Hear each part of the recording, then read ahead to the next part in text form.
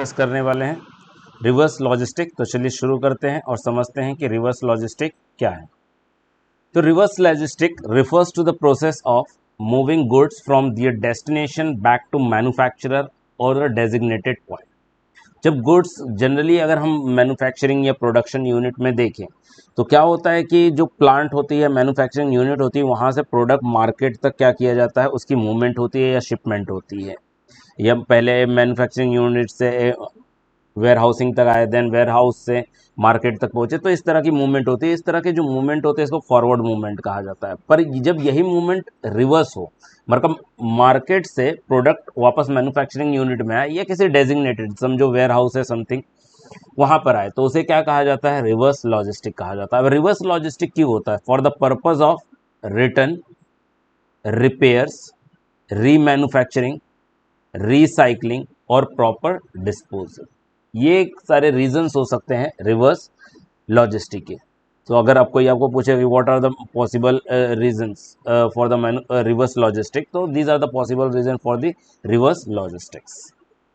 So reverse logistics aims to minimize the waste. Reverse logistic का जो M होता है वो क्या करना, वेस्ट को मिनिमाइज करना। किस तरह से? जैसे समझो अगर हम एक्सचेंज ऑफर की तरफ जाते हैं, एक्सचेंज ऑफर में जैसे एमआई का फ़ोन होता है, हम क्या करते हैं, फ़ोन यूज़ करते हैं कई दिनों तक। जब वो क्या होता है, फ़ोन क्या होता है, ओल्ड हो जाता है या उसकी परफॉर्मेंस अच्छी नहीं होती, तो हम क्या करते हैं, उस फ़ोन को फेंकते नहीं है, कहीं स्क्रैप नहीं करते हैं, वापस ले जाके क्या कर कंपनी को दे देते हैं और कंपनी से फिर एक्सचेंज में कोई दूसरा फ़ोन ले लेते हैं। तो जिससे क्या हो जाता है, आपका इलेक्ट्रॉनिक वेस्ट क्या होता है, मिनिमाइज होता है। इसी तरह से अगर कंपनियां रिवर्स लॉजिस्टिक स्टार्ट करें, मतलब उन्होंने जो प्रोडक्ट सेल किया है उसे लेना या स्टार्ट कर दें back to the manufacturing unit, तो जो वेस्ट हो सकता है वो मिनिमाइज हो सकता है। Then reduce cost, cost reduction हो सकती है, क्योंकि जो रिवर्स लॉजिस्टिक में जो भी प्रोडक्ट आपके पास आया उसके कुछ पार्ट्स को आप क्या कर सकते हो, यूज़ कर सकते हो या थोड़ी बहुत मतलब रिपेयरिंग के साथ क्या कर सकते हो, उसे फर्दर वापस मैन्युफैक्चरिंग यूनिट में इंक्लूड कर सकते हो, जिसकी वजह से आपका कॉस्ट क्या हो सकता है, रिड्यूस हो सकता है। And comply with the environmental regulation. This is very important कि हम एनवायरमेंटल रेगुलेशन से, दैट इज रिसाइकलिंग को क्या कर रहे हैं, प्रमोट कर रहे हैं। It also plays a significant role in enhancing the customer satisfaction and promoting the sustainable practices. Next is कुछ टर्म्स है जिसको डिस्कस कर लेते हैं, फॉरवर्ड लॉजिस्टिक और रिवर्स लॉजिस्टिक। कई बार एमसीक्यू में क्वेश्चन पूछा जा सकता है कि फॉरवर्ड लॉजिस्टिक या रिवर्स लॉजिस्टिक क्या होता है, ये ट्रू और फॉल्स में। तो फॉरवर्ड लॉजिस्टिक क्या होता है, movement of product from manufacturer to customer. Manufacturer से कस्टमर तक मूवमेंट जो होती है उसे क्या कहा जाता है, फॉरवर्ड लॉजिस्टिक कहा जाता है। कॉन्ट्रास्ट में क्या होता है, बैक टू कस्टमर से मैन्युफैक्चरर और डेजिग्नेटेड पॉइंट, इसको क्या कहा जाता है, रिवर्स लॉजिस्टिक कहा जाता है। तो याद रख लीजिए, एमसीक्यू में पूछा जा सकता है।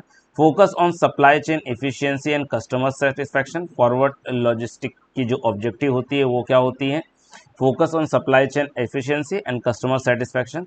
Reverse logistic focus on reclaiming the value and proper disposal of product. तो डिस्पोजल, प्रोडक्ट को डिस्पोजल करने के लिए भी क्या किया जा सकता है, रिवर्स लॉजिस्टिक किया करते हैं हम। जैसे मान लो कि कोई कंपनी है जिसने अपने रिसाइकलिंग का प्रोडक्ट है कि उसे हम क्या कर पा रहे हैं कि रीयूज़ नहीं कर पा रहे, पर उसके डिस्पोजल के लिए कंपनी ने एक प्लांट सेटअप किया है in compliance with the environmental regulation. तो क्या होता है, हम उस प्रोडक्ट को वापस लेके वहाँ पर क्या करते हैं, डिस्पोज कर सकते हैं।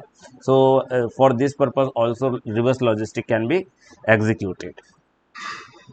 Stages of the reverse logistic. Reverse logistic के स्टेजेस कौन से या फॉर्म्स बोल सकते हैं आप कौन कौन से। तो पहला है जब product return.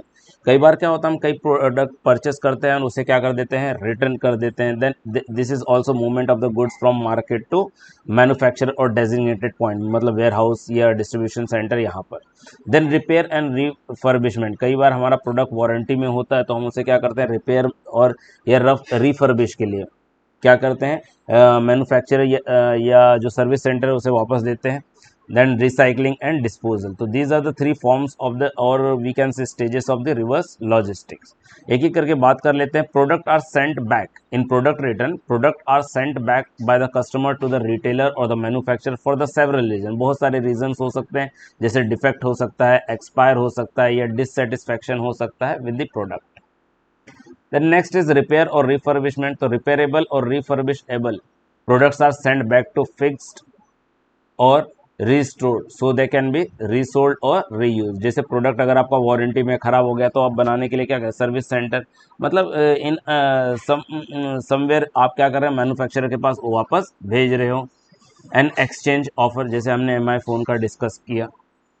Then recycling for products that cannot be repaired or refurbished are either recycled or disposed into eco-friendly way, that is reusable containers, cans, पानी की बोतल जो होती है, हम वो सारी चीज़ें क्या करते हैं, कंपनी वापस खरीद सकती है आपसे। जैसे पहले कई बार हम देखें, आज तो प्लास्टिक बॉटल्स आती है जो स्क्रैप वाले ले लेते हैं, पर पहले क्या होता था कि जो आपके कोल्ड ड्रिंक्स है वो कांच के बॉटलों में आते थे, ग्लास बॉटल्स में आते थे। तो वो क्या करता था कि वो उनकी ट्रक आती थी और वो कंटेनर में ट्रे जो होता था उसमें आपके जो बॉटल्स होते थे वो देके जाते थे। पर जब आपकी बॉटल क्या हो जाती थी, एम्प्टी हो जाती थी, जब यूज़ कर ली जाती थी, तो वही कंटेनर वापस वो लेने भी आता था। तो वो रिसाइकलिंग में या रीयूज़ क्या करके उसी को आपका क्या है, इको फ्रेंडली वे में यूज़ करते थे। Then next, universal product recall, ये भी एक कंसेप्ट है रिवर्स लॉजिस्टिक में। सम टाइम आफ्टर सेलिंग और distributing the product in the market, the company realized that there is a serious defect in entire batch of the production. In this case, company will recall the entire lot from the market. ऐसा एक बार I think 2000 के आसपास, year 2000 के आसपास Nokia company ने किया था। BL5C करके उनकी एक बैटरी थी, मोबाइल बैटरी। उस मोबाइल बैटरी में क्या हुआ था, कुछ डिफेक्ट्स आ गए थे।